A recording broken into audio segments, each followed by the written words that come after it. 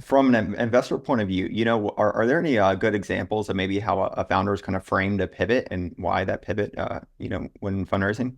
Yeah, my favorite is when a pivot comes from sort of new information or new insights, right? So it's um, the best examples that I've seen are, I'm working on a product and I in working on that product, either a customer or a supplier on the sales side has realized something and seen a unique insight, and they've done a lot of digging around it. It's not like just, hey, I saw this and I'm gonna now completely shift my company, but this new information was presented to me. I've now dug in and realize that this is where I should put all of my eggs in this basket. And then they also then have the conviction to go, I know there's, some momentum on this other thing I'm doing, but I'm gonna go down this path and here's why.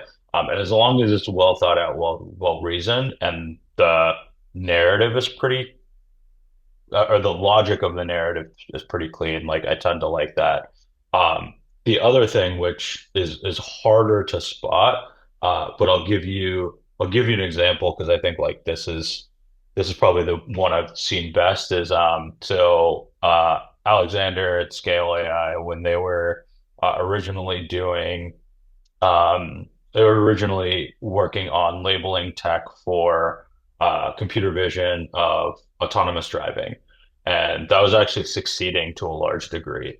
But when large language models and that entire market started to appear, it's a lot smaller than what they were doing at the time, but it was growing a lot faster. And so they actually bet the entire company on shifting to data labeling and of building a marketplace for that for LLMs